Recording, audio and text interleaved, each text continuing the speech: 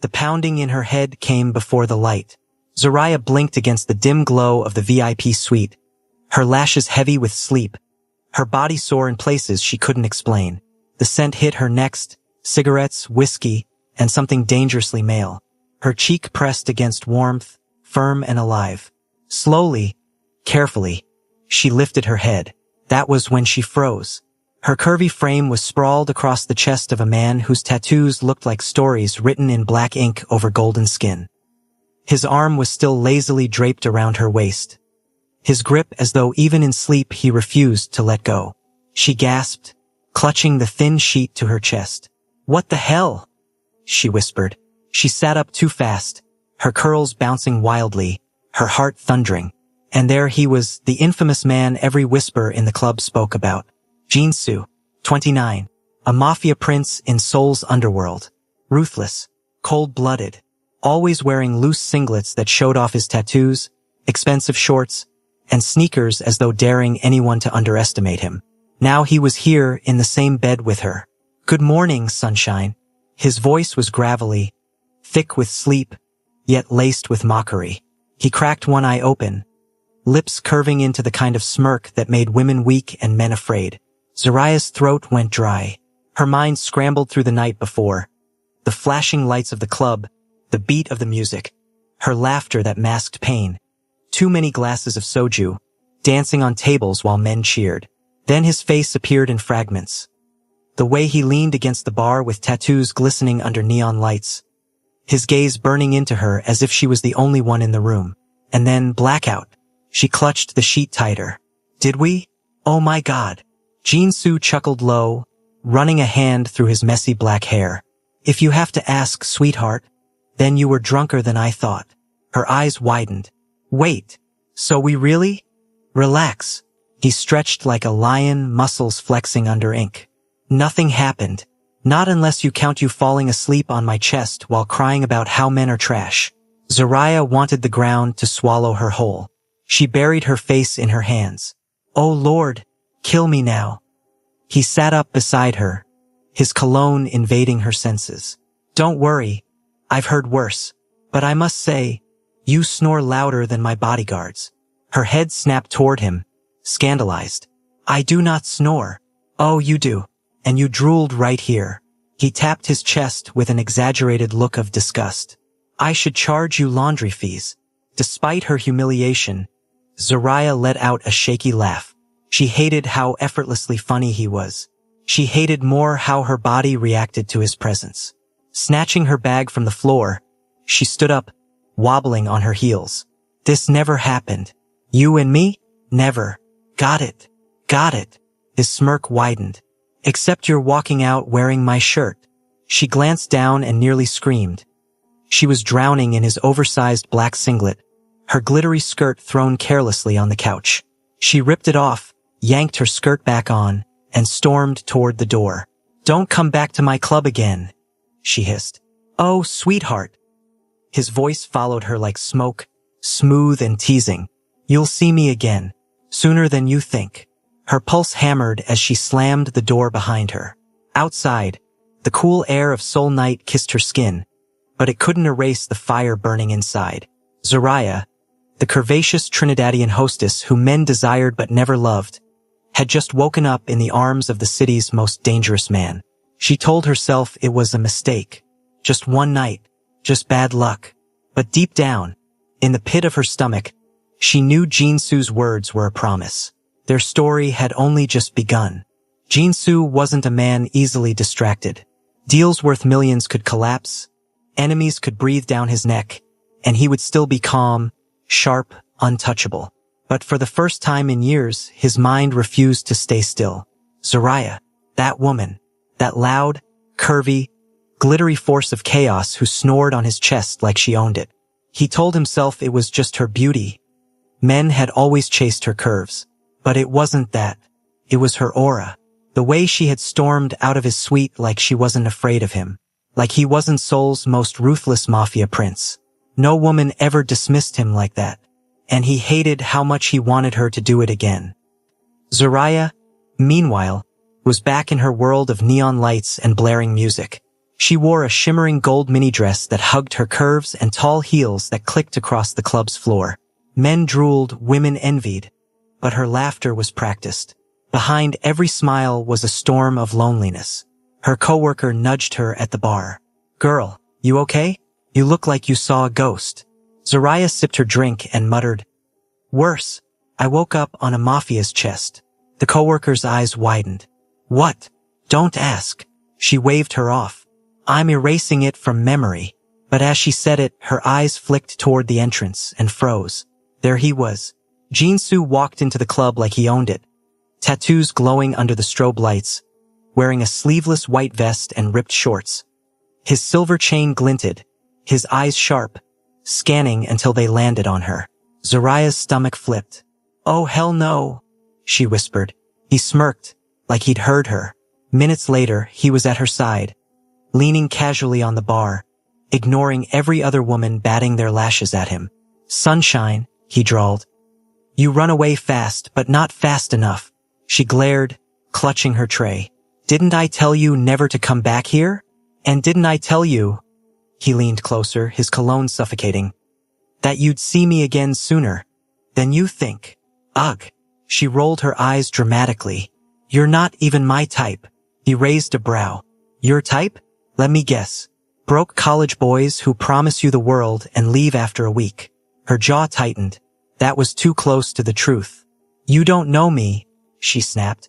"Oh, I know enough." His gaze softened for a second, quick, but real. "You're lonely. You drink too much. And you laugh too loud so nobody sees the cracks." Her heart skipped. She masked it with sarcasm. "Wow, congratulations, Detective Jin-soo. Do you want a medal or a cookie?" He smirked. "Cookie. Chocolate chip." She stared at him, then burst out laughing despite herself. "You're ridiculous. Yet you're still talking to me." From that night, Jin-soo kept showing up. Every evening, he'd slide into the club, sometimes alone, sometimes with his men, always watching her. He tipped her obscenely, teased her until she was red with frustration, and left only after making sure no drunk customer touched her. "Why are you stalking me?" she demanded one night, hands on her hips, her dress glittering under the disco ball. He leaned back in the VIP booth, swirling whiskey. "Stalking? No, protecting my investment." "What investment?" "You." Her mouth fell open. "Excuse me? You're too pretty to waste away serving drinks to sweaty businessmen. You belong somewhere better." She snorted. "And let me guess, that better place is next to you?" He grinned wolfishly. "Smart girl."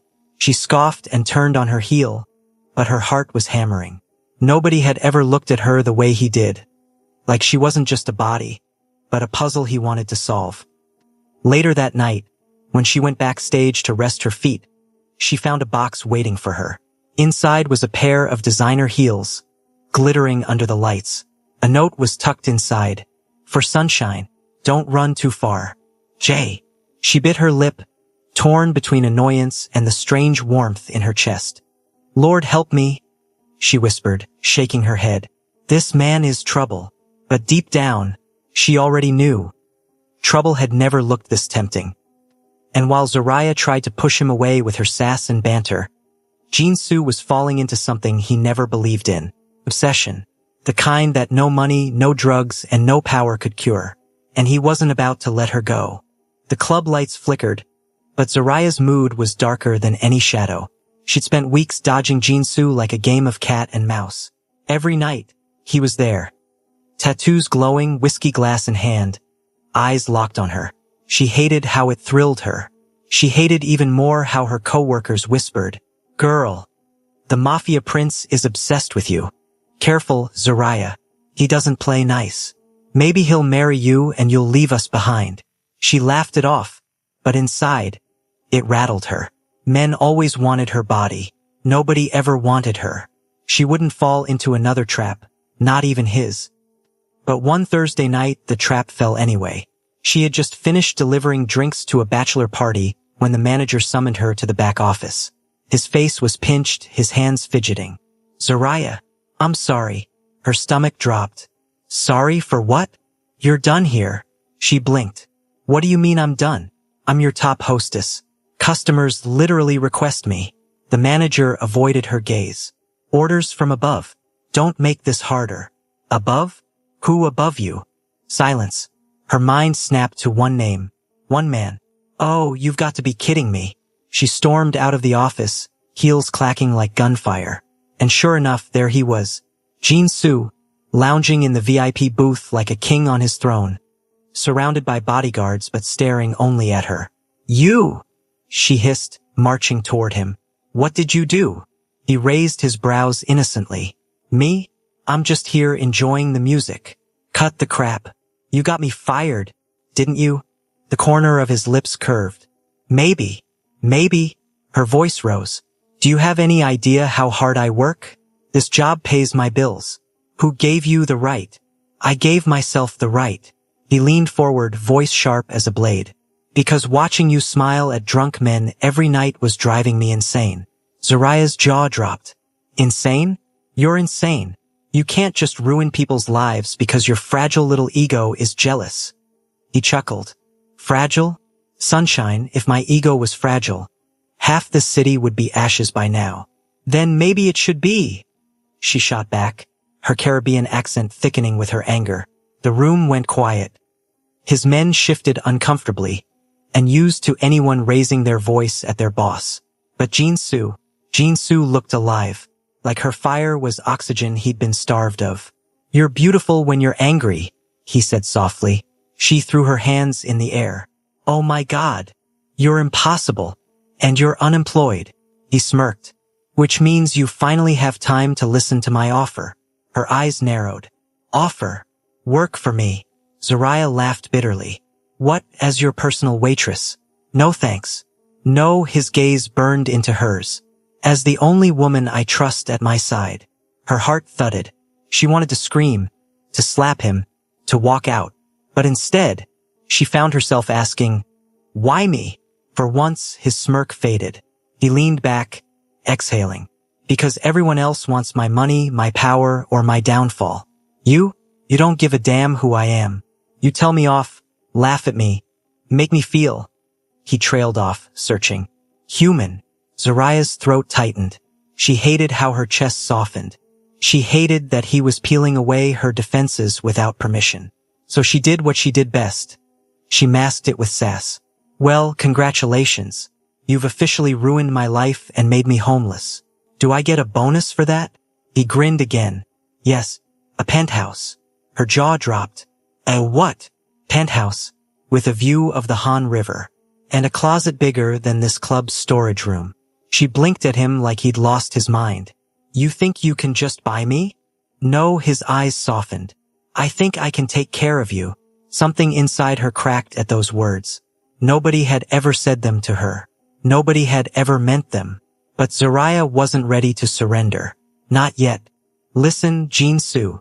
She jabbed a finger into his tattooed chest. I don't need your penthouse. I don't need your money. And I don't need you. He caught her hand gently, holding it against his chest. His heartbeat was steady, but his eyes were raw. Maybe not. But I need you. Her breath caught. For once, she had no comeback. That night, she walked out of the club with no job, no plan, and no idea why her heart was racing. But one thing was clear.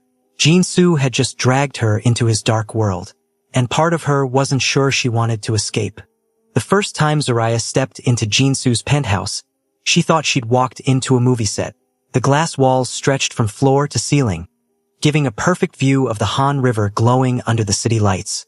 Marble floors gleamed under her heels, and expensive art hung carelessly on the walls, as if the man had bought them just to fill empty space.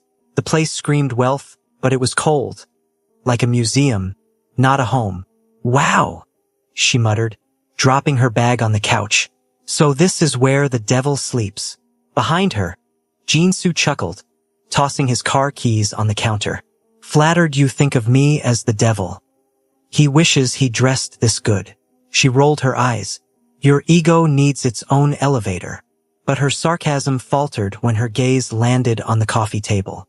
Empty whiskey bottles, crushed cigarette packs, and a little glass vial with white powder still clinging to the inside. Her heart sank. Oh, hell no, she whispered, picking it up. You're doing this? He stiffened.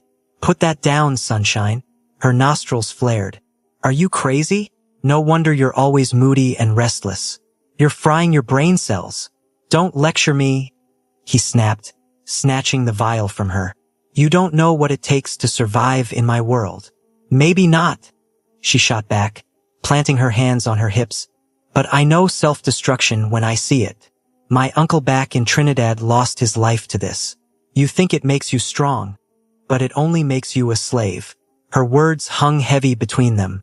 For a moment, his hard facade cracked. Just a little. But then he turned away, pouring himself a drink instead. Why do you care, Zariah? He asked quietly. She hesitated. Why did she? He was dangerous, ruthless, everything she should avoid. But seeing him like this, drowning himself in poisons, made her chest ache in ways she didn't understand. Because somebody has to, she whispered. That night, she refused to leave. Instead, she cooked. Yes, cooked. In his designer kitchen that looked like it had never been used. She tied her curls up, slipped into his oversized hoodie, and whipped up a pot of pulao rice and chicken with whatever ingredients she could find. When Jinsu walked in, he froze. What are you doing? She stirred the pot like she owned the place. Cooking. Obviously. Nobody cooks here. My chef brings food. Your chef brings trash. Look at this seasoning. Y'all Koreans don't even know about proper flavor.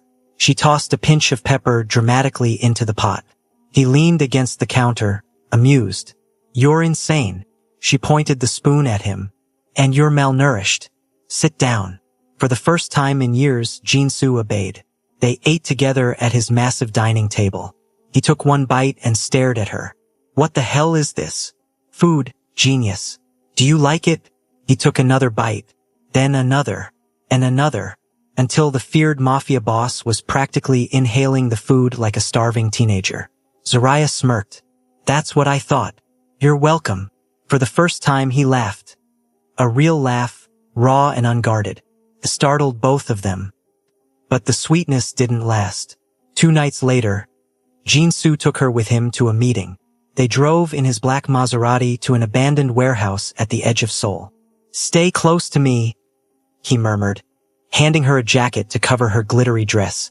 Inside, men in dark suits sat around a long table, cigarettes burning, eyes sharp. The air was thick with tension. Zariah felt every pair of eyes linger on her. She gripped Jinsu's arm tighter. Who's the girl? One man sneered. Jinsu's gaze went icy. She's mine.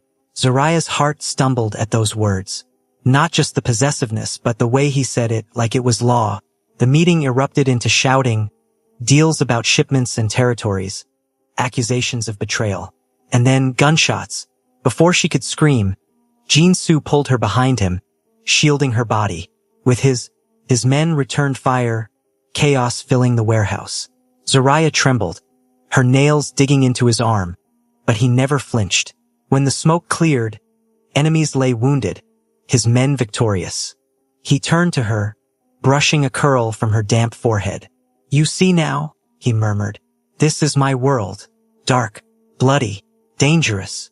She swallowed hard, staring into his fierce eyes. Then let me be your light. For a moment he couldn't breathe. Nobody had ever said that to him. Nobody had ever wanted to stand in the darkness with him. And right there, in that broken warehouse with smoke still curling in the air, Jinsu realized Zariah wasn't just another woman. She was the one thing he didn't know he was searching for. Back at the penthouse, he sat on the couch, shirt stained with blood and smoke, silent. Zariah knelt in front of him, gently wiping the cut on his cheek with a damp cloth. You don't have to carry this alone, you know, she said softly. His eyes locked on hers. And who else would carry it with me? Me, she whispered. If you'll let me. He stared at her, heart pounding, walls crumbling. For the first time, Jinsu wasn't the ruthless Mafia prince. He was just a broken man with too many scars. And for the first time, he believed maybe, just maybe, someone could love him anyway. The storm came without warning. Zariah had just finished folding Jinsu's shirts. Oversized, expensive, smelling faintly of smoke and cologne, when she heard him shouting in the living room. His voice, usually calm and controlled, now cracked with rage. You set me up? Her heart lurched. She hurried out and found Jin-soo gripping his cousin by the collar, shoving him against the wall. Two of his men stood frozen, unsure whether to intervene. The cousin, sweat dripping down his temples, stammered, "It wasn't me, Hyung. Lies." Jin-soo's voice boomed. "You leaked the shipment route. You let the ambush happen. Men died because of you." Zariah's stomach clenched. She remembered that night. The gunfire, the chaos, the way he'd shielded her with his own body. And now betrayal had a face. Family. Jin-soo spat bitterly, releasing him. "Always after my money. Always dragging me to the grave." His cousin scrambled away as Jin-soo collapsed onto the couch, burying his face in his hands. For once, the ruthless Mafia prince looked small, defeated, human.